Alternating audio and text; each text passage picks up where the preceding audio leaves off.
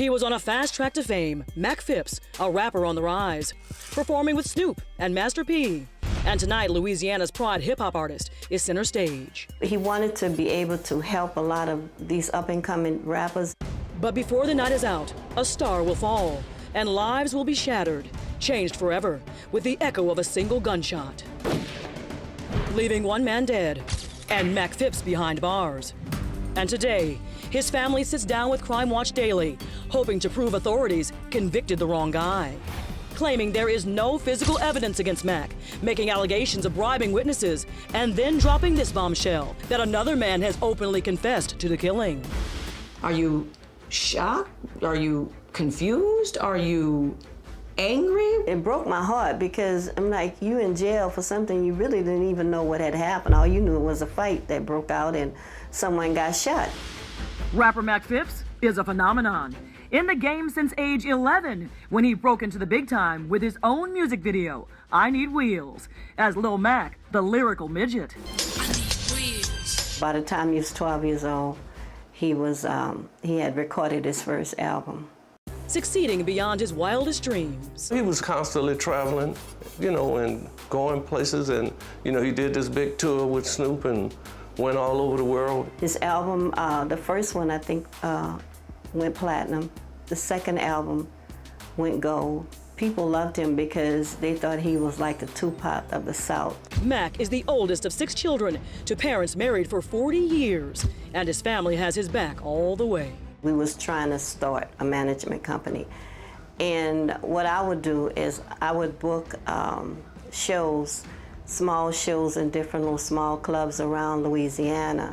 Tonight, Mac is hosting an open mic at a place called the Club Mercedes near Baton Rouge. He's looking for new talent to represent, but he is a little hesitant about this gig. Mac was really uncomfortable about the club in the beginning because the crowd was a little rowdy. Close to 100 people pack the room as Mac's parents watch the door and take tickets. In another part of the club, Chad Phipps stays close to his brother Mac when trouble begins. What do you remember and what plays out for you the most? There were a few people in there who were dancing, getting a little bit too rowdy. I knew it was going to escalate. The room erupts into a battle zone with fists flying. Then suddenly, 2 distinct sounds throw the crowd into a frenzied panic. Then you hear like a bottle break and a gunshot. Mac Phipps Sr. is a Vietnam combat veteran. His instincts kick in immediately. My immediate reaction was to dive on the floor because I know bullets, it was like a chaos. Chad says he and Mac hustle out the back door. People toward the back and the door started running, so somebody in that area must have seen the gunshot. I didn't. But then he says Mac runs back inside, deeply worried for the safety of his parents. Chad follows him. You can hear some guy yelling toward the front of the bar and kicking over tables. My brother reached and grabbed his gun and pointed it in the air. Does he fire a shot? No shots were ever fired. His mother says Mac carries the gun for his own safety on the road. A registered firearm, a little small gun that he carried for protection. But tonight, that decision is going to have huge consequences. According to him, he held it above his head so that way whoever was shooting could see, hey, I got a gun too. And he was running around the club holding this gun saying, who's shooting, who's shooting? Crime writer David Lohr has spent years studying the case. When police arrived on the scene, they had several individuals say, hey, well, we saw Mac Phipps with a gun in his hand. Mac's father is gathering the family when he says he spots a young man lying on the floor with a woman helping him. I asked her, I said, is he all right? And she said, yeah, he all right. He just got shot in the arm. They leave the club and head for home in Baton Rouge. But that night, there's a knock on the door. It's the police, and they're looking for Mac. You had policemen with shotguns and pistols. They came over there and they asked me, are you Mac? I said, no, I'm his father. And they said that, Mac is wanted for a murder. And they are also looking for every gun in the house, including the one Mac was carrying at the club. As an ex-military man, Mac Phipps Sr. collects guns, and he turns all of them over to police. They got everything. None of those guns were ever fired. And they arrest Mac, charged with the murder of 19-year-old Baron Victor. The young man Mac's father says he saw lying on the floor, who later dies at the hospital. Unknown to me, the bullet had went in his arm and went in his chest. At Mac's trial a year later, several witnesses testify that he fired that shot that killed Baron Victor, even though police find that the actual murder weapon is not among the guns taken from Mac's house, and in fact, has never been recovered. According to Mac, there is no physical evidence tying him to the shooting. They did gunshot residue tests on his hands. They came back negative. No gunshot residue or anything was found on his clothing. We know that Mac's gun was not the gun that was used to shoot Baron Victor. They had no evidence whatsoever. All they had was the statements of some individuals alleging that Mac was the shooter. Authorities deny conducting those tests, and it's not exactly a jury of Mac's peers that is seated for the trial in the St. Tammany Parish Courthouse. The same week as the September 11th terrorist attacks in New York and Washington. You know, his trial was held during September 11th when the prosecutor was continually referring to him as an assassin. This is the parish David Duke lives in. It's a parish where he once was an elected official. Mac had an all-white jury. There wasn't a single African-American on his jury. The family says the prosecution also painted Mac as an outlaw rapper, the man called the camouflage assassin. The camouflage assassin. What does that mean? That is simply a nickname he had. It was just hip hop. He's a lyrical assassin, not a person who kills people. At least 2 witnesses claim Mac is the shooter. In the end, he is convicted of manslaughter with a sentence of 30 years to life and is still serving time today at the Elaine Hunt Correctional Center, leaving his family stunned and in shock. For them to muddy his name the way they did and to depict him like a criminal is really hurtful. Excuse my expression. But that's only the beginning of the madness for Mac and the Phipps family. After 16 long years, Mac Phipps is still behind bars for the killing of Baron Victor at Club Mercedes. But that may be the only thing about this case that remained unchanged. In fact, 5 alleged eyewitnesses to the crime have since signed affidavits, now claiming they were threatened, intimidated, or offered a bribe to falsely testify against Mac. Other witnesses say they were completely ignored.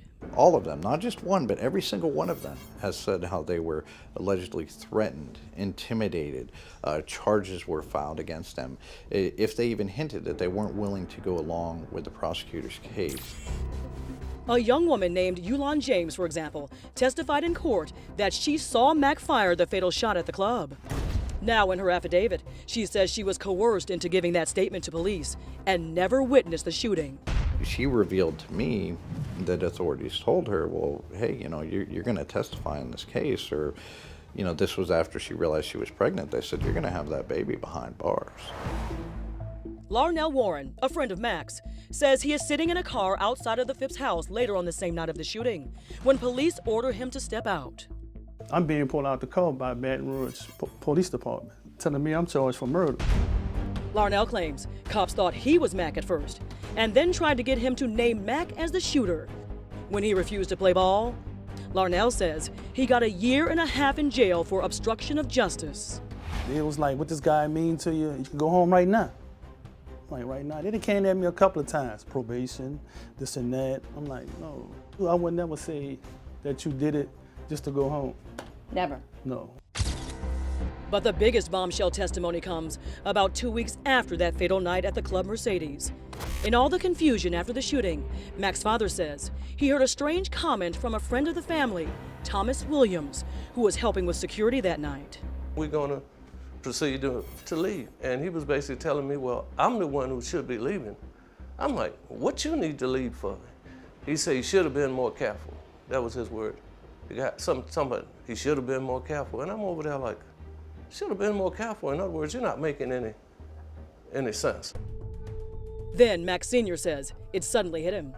Everything made sense when he realized Williams fired that bullet that killed Baron Victor. And he went to see him with a heart-wrenching appeal for his son. I mean, if your son was in a similar situation as my son is in, I say there was no way, because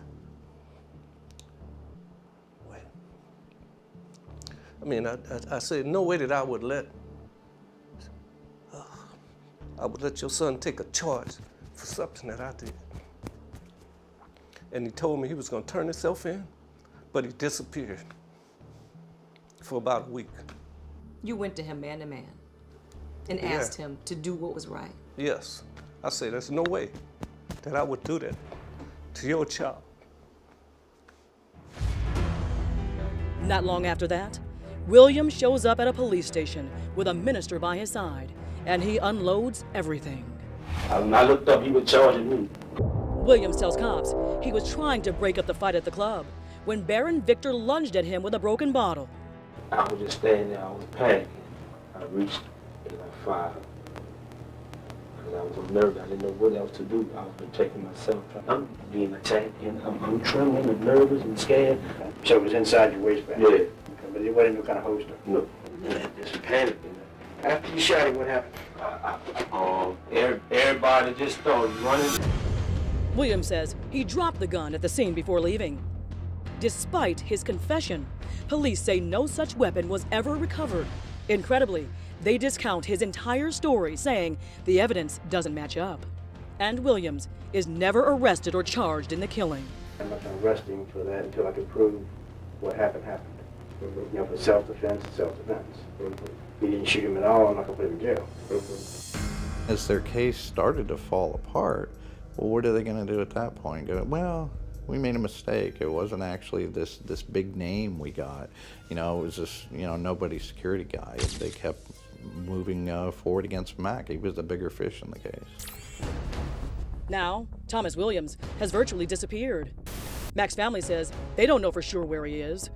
But even that doesn't stop what they call ugly rumors that Williams was offered hundreds of thousands of dollars to confess to the killing.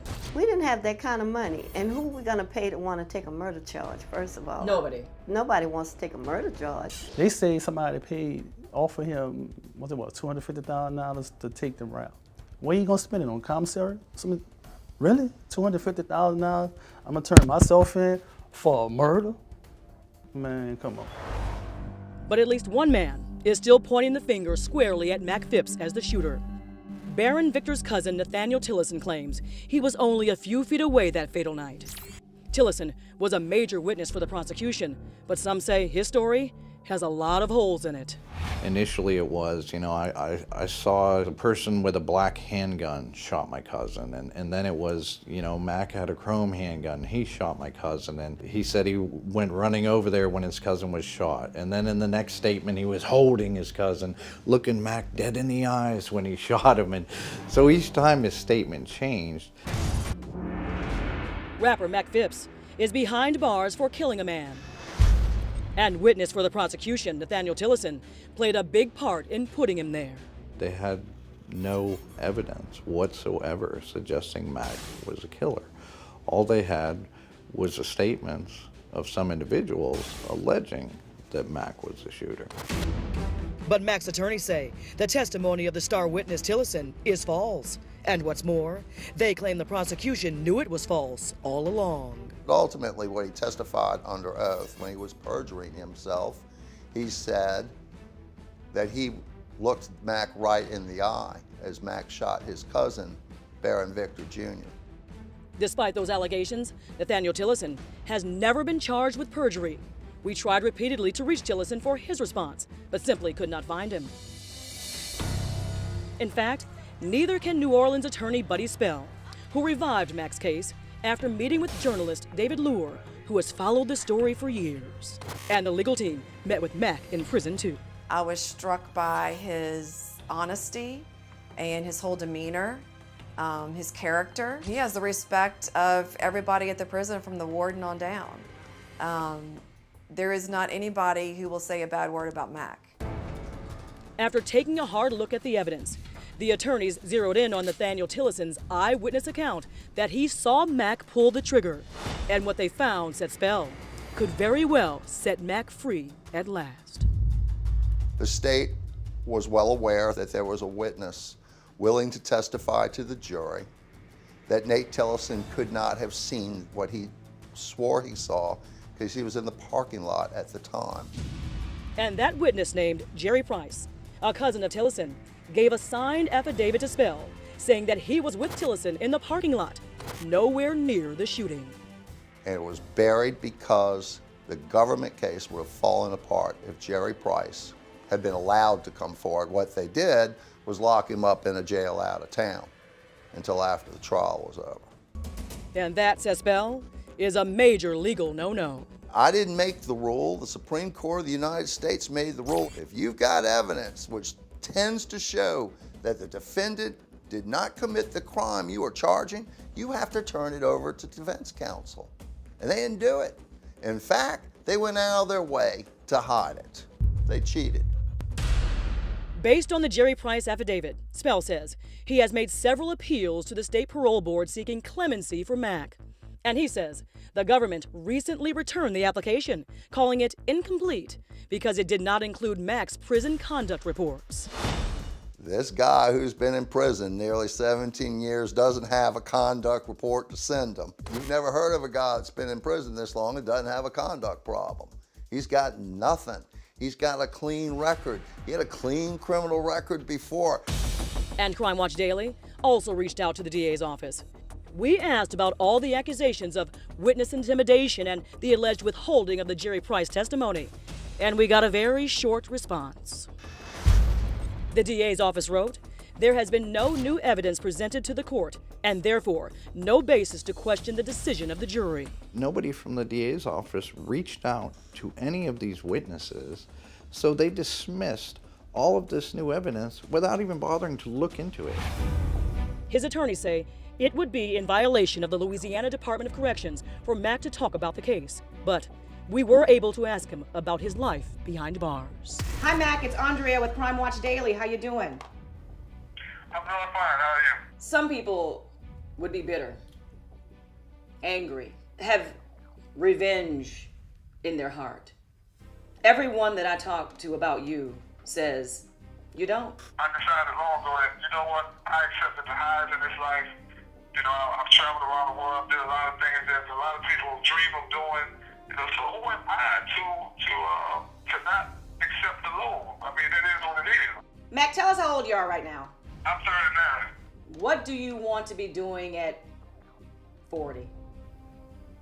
I want to be at home in the backyard, posting my son up under the goal and dunking on him, talking trash to him, and throwing the basketball in his chest. That's what I want to do. Do you feel in your heart that that will happen? Yep. Later, we met with Mack's #1 supporter on the outside, his only child and namesake, 16-year-old Mack Green, born while his dad was in prison. He visits often and looks forward to the day when there will be no bars between them. Tell me about him. He's very kind and he's loving. He's a person that sits and listens. You can talk to him. He funny, he'll crack jokes. He just a person that can make you smile. And when I'm with my dad, I be happy all the time. He was just telling me like, son, it's gonna be over soon. And I believe him. He coming home. He coming home. And when it comes to fathers and sons and guys named Mack, we give the last word to Mack Sr., who wants to be sure his imprisoned son is clear on one thing. He's a better person than I am. Far better person than me. I'm like a grown man breaking down like a little kid. Oh, no. A real man, loving his son. That's what this is.